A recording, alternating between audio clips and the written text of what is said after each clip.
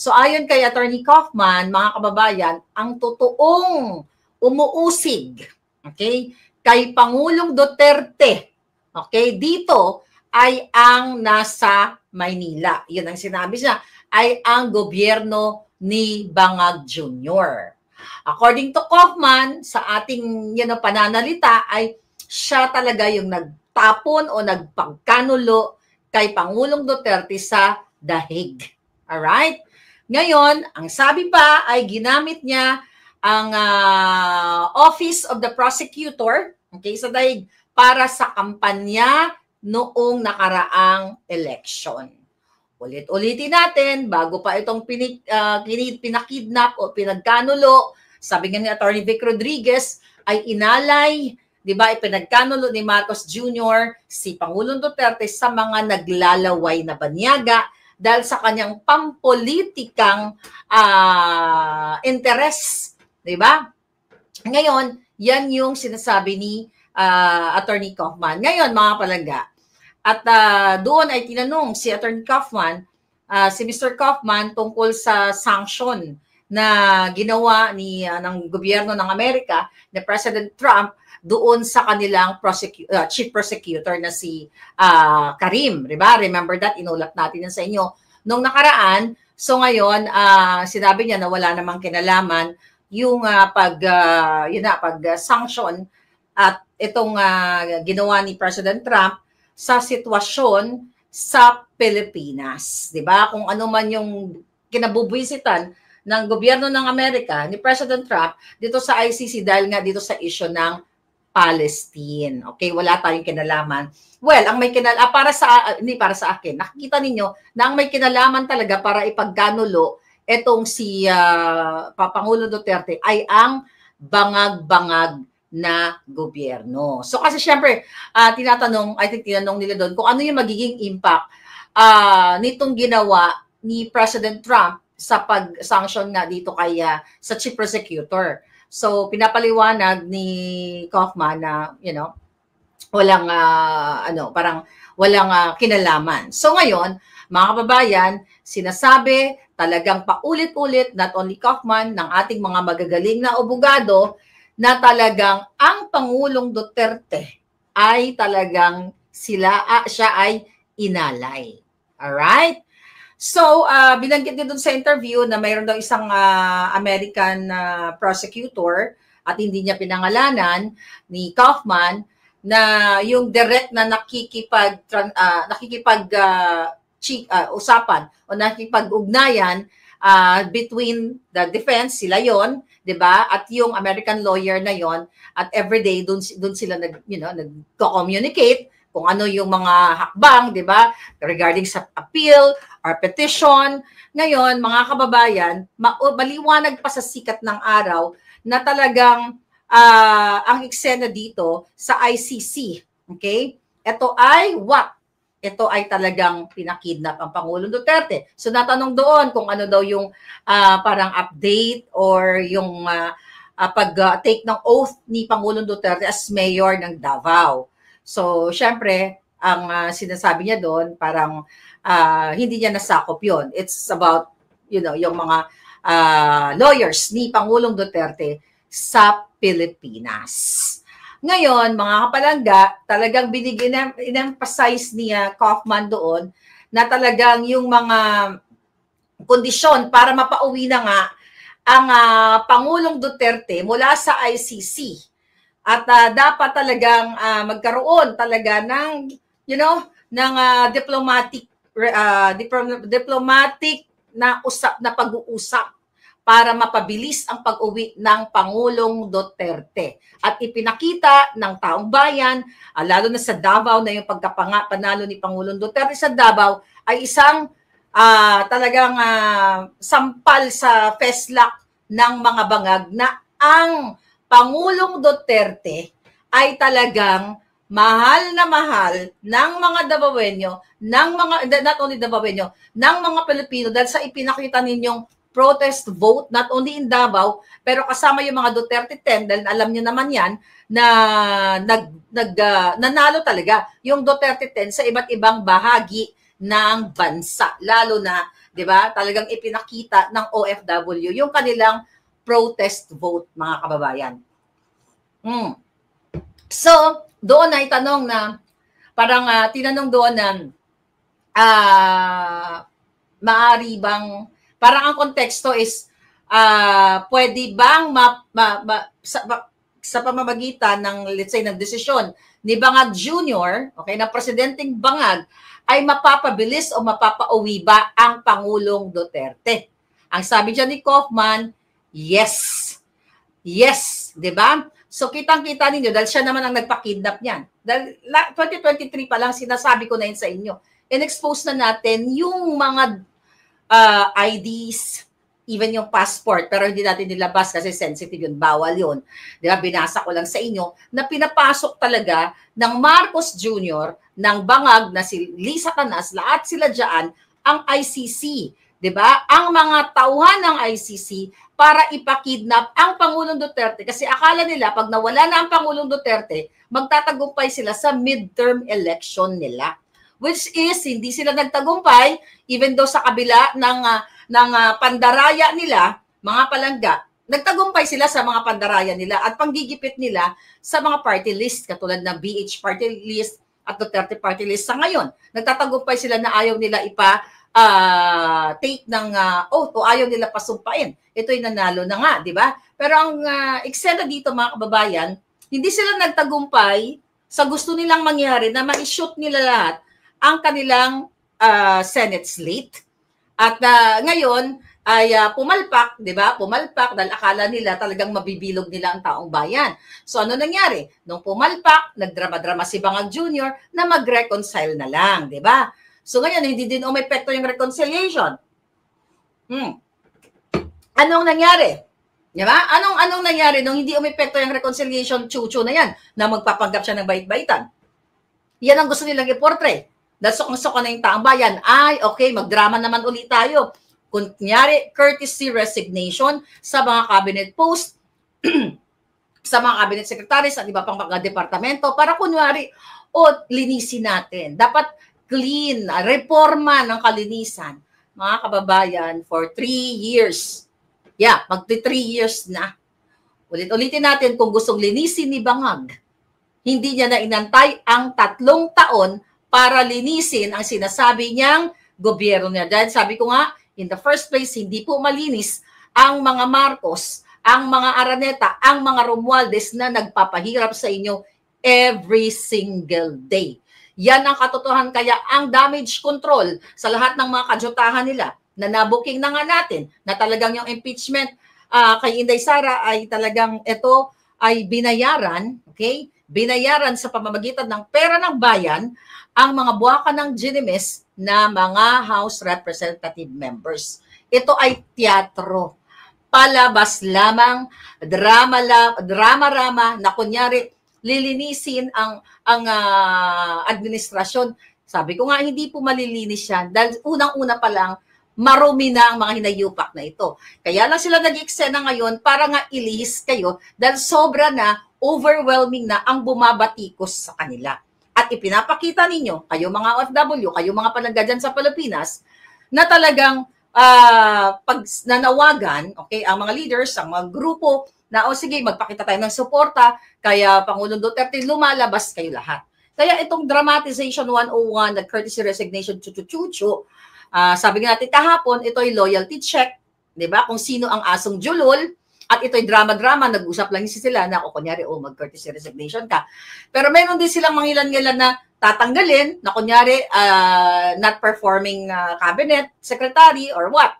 Di ba? Tapos ito nga si Bobong Gadon, ay kapit ko pa. At ngayon, recently, ay pero post lang niya sa Facebook na siya ay sumunod na at nag-courtesy resignation. Sinabi ko naman sa inyo na hindi gusto ni Lisa Canas si Gadon. Okay? Dahil yung bago pa kasi, in-appoint yan si Gadon. That was basta nung bago siya na-appoint. Okay? Ay yung anak niyan, okay, na may jowa dyan sa loob, ng Malacanang din, na nakikinabang din sila lahat sa perks, whatever, sa pera ng bayan, ay galit na galit. Bakit hindi pa na-appoint yung kanyang tatay? Di ba alam ko yan, sinabi ko nga sa inyo, upuan pa lang, si Gadon magnanakaw na ng upuan. 'Di ba? Sinabi ko sa inyo, nakasabay ko yan doon sa ano ni Bangag, doon sa inauguration ni Bangag. Upuan pa lang ninakaw na ni Gadon. Kaya yung mga dramatization niya ng anti-poverty chuchu, binigyan siya ng pwesto para lang bayad sa kanyang pangangampanya. I don't know, baka ngayon isisibakin na yung gonggong na yan. Kasi anti-poverty advisor ni Bangag, may naramdaman ba kayo? Ano ang in-advise ni Gadon kay Bangag? Lalong magpakabangag. At anong ginagawa ni Gadon? Kundi mangialam sa mga isyong politika. Imbis na, di ba, I remember, nag-vlog ako sa inyo, pumunta siya sa iba't ibang mga eskwelahan, nagbigay ng isang boteng tubig, mineral water, at saka isang perasong tinapay. Ganyan ba yung approach to fight against poverty? Ganyan ba mag-advise ang isang bobo, well, bobo nga, sa presidente para what do you call it? Maibsan natin ang kagutuman sa Pilipinas? At hindi lang po yun when you say anti-poverty advisor ka, whole nation approach. Hindi lang kindergarten. Hindi lang kindergarten o toddler na bibigyan mo ng isang boteng tubig, isang perasong tinapay, ay magaling ka na. Remember that? At marami at may mga ahensya pa na ahensya ng government na mag-handle sa ganyang usapin. Pero sabi ko nga sa inyo, wala na pong patutunguhan ang gobyernong ito. Dahil even yung mga gawa-gawa na mga ahensya ng agency na yan, okay, nahawak ni Gadon, yan ay what? Political accommodation. Utang na loob, bayad, dahil nga, syempre nagwawala si Gadon. O ngayon, sige, pag tignan natin kung ma-re-appoint siya. Pag hindi siya not re-appoint, o ma-re-appoint, o ma-reshuffle, or whatever. Pero eto lang yan. Just in case na siya ay tuluyan ng lisanin, okay? Tuluyan na siyang iwanan ng bangag na bangag, tignan natin kung paano siya magwala. Tignan natin. Diba? Kung paano siya bumaliktad. Diba? Tignan natin kung paano niya ibukelya ang kadyutahan ni Bangag at ni Liza Tanas. Dahil sabi ko sa inyo, ayaw ni Liza Tanas ng bunganga ni Gadon kasi unang-una, pareho silang butlog ang mata. Alright? Alam na alam ko yan. Dahil kilala ko si Liza Tanas. Galit siya sa kapwa niya, nget pa. Alright? Ganun yan. Sa kapwa niya, nget pa, galit siya. Okay? Gusto niya ng magagandang alindog katulad ko. Alright? Siyempre, ganun. Pero siyempre, insecure na yan ngayong hinayupak na yan. Ngayon, mga palangga, let's go back. Dito sa nasibakan blues nila. Lahat po ito palabas, ulit-ulitin natin para makalimutan ninyo ang tunay na issue, pagpapagitnap kay Pangulong Duterte, ang kagutuman, mga kababayan, dahil kung totoong concern si Marcos Jr. sa inyong, sa ekonomiya, sa mga infrastructure.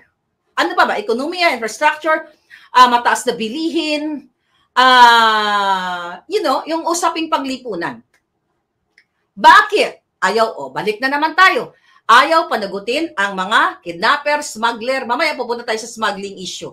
Ayaw panagutin ni Bangag Jr. ang mga hoarder, di ba? Na ngayon ay patuloy na namamayagpag dyan sa hoarder. Okay? Sa Department of Agriculture at sa Bureau of Customs, di ba? Dahil sila lahat yan magkakasabwat. Si Bienvenido, Rubio. Okay? 'Di ba? Nag-sign din siya ng courtesy resignation. Tignan natin. Kung ito ay i-maintain niya, itong si Rubio ng Bureau of Customs. Ulit-ulitin ko po, si Rubio at marami pang iba kasama ni Michael ay kasama sa privilege speech ni Ping Lacson na ngayon senador na in 2017 na yan sila ay mga smuggler diyan sa Bureau of Customs. So nag-sign siya ngayon ng courtesy resignation. Tignan natin kung siya ay talagang tuluyan ng tanggalin ni Bangag. Dalawa lang yan. Kung siya ay tatanggalin ni Bangag, ibig sabihin meron ng bago si Bangag na ilalagay na magiging kasabwat nila dyan sa Bureau of Customs kung paano magnakaw, kung paano magpasok ng mga illegal na mga bagay-bagay, polboron, cars, at kung ano-ano pa. Lahat ng klaseng pwede nilang ismuggle, mga palangga. So ano yon? Ngayon lang na-realize ni Bangag na sige, magpa-courtesy resignation tayo. Kasi kailangan natin gumanda ang ekonomiya, chachachucho. Ngayon lang siya, ano yun, talaga yung utak niya mabagal. Di ba? Kasi kung gusto niya ayusin ang ekonomiya, noon pa. But again, this is all drama-rama. Ito ay strategiya ng mga ngagva. Ito ay strategiya ng walang pagmamahal sa taong bayan. Ito ay drama-drama para i-cover up, para i-divert ang inyong isipan, okay, sa mga issue niya. Number one, yung pagiging addictus niya, pulboronic niya, na authenticated, di ba? Di ba? Hinahamon ko yan. Hanggang ngayon, wala namang kasong i-file dito sa California laban dyan. Kasi takot nga silang dalawa ni Lisa Tanas, pati yung kidnapping ni Lisa Tanas. Kung ako po ay nagsisinungaling dito, na inaakusahan ko ang dalawang mag-asawang mga bangag, kidnapper at saka addictus benedictus, pinaka-powerful sila dyan sa Pilipinas. Kaya nilang gastusin ang trilyon-trilyon pera para what? Para dalhin ako sa tamang sa legal, di ba? Pero puro proxy cases lang ang ginagawa nila kasi takot silang dalawa na mabuyang-yang sa buong mundo na mapag-usapan na may isang maharlika na tinataya ang buhay para kalabanin at i-expose ang pagkikidnapper nilang dalawa. Magkasabwat sila. Kasama yan. Sila Teddy Boy Locsin, ang asawa ni Teddy Boy, DFA, DOJ, lahat yan. Okay? Yun mga kababayan. Mga duwag yan, mga buwakan ng inang yan. Ang kaya lang nila, mag-hire ng assassins para gorgorin ako. Ang kaya lang nila mag-fabricate ng mga crime, katulad ng ginagawa nila kay Harry Roque ngayon, dyan sa Netherlands, sa gigil na gigil si Remulla, na ipa-cancel ang passport ni Attorney Harry Roque. Paano nila ipa-cancel ang passport? Hindi naman nagagamit ni Spokes Harry yung passport. Alam nyo ba na hindi hawak ni Spokes Harry yung kanyang passport? Why? Sinubmit niya yun doon sa Dutch government. Kasi nga, nag-a-apply siya ng asylum. Kaya nga alam niyo mga kababayan, nagbumukhang tanga itong mga jutang Genimes. Para sa kalaman nyo, hindi po hawak ni Harry Roque ang kanyang passport ay hindi niya ngayon ginagamit. So whether ipa-cancel nila yan, di ba? Dahil yan naman ang intensyon nila eh. Wala na rin sa isa yan. Dahil may hawak si Harry, kaya siya nakakagalaw sa Europa, meron siyang certification na ongoing yung pag-process ng kanyang asylum visa. Ginagawa kayong tanga ng mga bangag na yan, ng DOJ na yan, sabi ko nga, na dapat managot yan. So ang tawag dyan sa kanilang strategy, mga palaga, sa mga strategiya nila, ay dinidistract ang inyong mga perception, ang inyong mga pananaw and everything, para i-divert, di ba? Para i-divert ang isyong kriminalidad. Ang mga nagsisingot dyan sa mga gilid-gilid, sa mga kanto ninyo, ang mga aksidente dahil hindi natin alam yung mga driver ngayon, di ba, ay mga bangag na bangag sa ipinagbabawal na pulburon. Di ba, dinadivert yung pagnanakaw nila, yung vice scam, na yan ay pinaila ng kaso ni Attorney Vic Rodriguez, Attorney Ungab, kasama ang Pangulong Duterte dyan, sa issue na yan, na talagang chinorva nila. Okay, chinorva nila ang pera ninyo. Diversion ito. Diversion sa sitwasyon ninyo ngayon, sa nangyayari na hindi naman natataas ang sweldo ninyo, pero tumataas ang mga bilihin, tumataas ang mga services, tubig, kuryente, o kung ano-ano pang mga services na yan. Diversion yan. Diversion yan dahil ngayong June, di ba, in-expose ko sa inyo, si Bangag ay iikot na naman sa buong mundo. Kasi kayo di ba? Pero i-echo nyo yan. Pinakita ko na sa inyo yung dokumento. Iikot siya sa buong mundo na kunwari makikipagsalamuha sa mga OFW kasi ngayon pa lang ginagago na kayo. Sabi ko nga, para daw i-abot ang kanilang mga sarili sa OFW para i-improve, okay, yung kanilang serbisyo, chucho-chucho. Ulit-ulitin natin. Kung gustong i-improve ang serbisyo para sa mga OFW, dapat sa bawat embahada o consulate o consular office, mayroong welfare desk para sa OFW. Hindi yung gagastos pa ng milyon-milyon o baka bilyon o kasama na yung pagbitbit nila ng pera ng bayan kung saan man nila i-transport yung pera ninyong, ninakaw ng mga hinayupak na bangag na yon. Di ba? So, hindi niya na kailangang umikot pa sa mundo para ilapit ang serbisyo para sa inyo. It's all BS. Ito po ay baka way lang ni Bangag, baka gusto na naman niya umattend ng Singhutan Blues o what you call it, party-party, 'di ba? Banda-banda kasi doon masaya si Bangag. Bibigyan na niya ni Lisa ng ng pulboronic ni Lisa Tanas. Masaya na yan si Bangag. Dahil hindi naman si Bangag nagpapatakbo eh. Sunod-sunuran lang yan, tau-tauhan lang yan. Para lang siyang sabi ko nga sa inyo, tando-tando na kunyari presidente diyan, pero ang totoo hindi.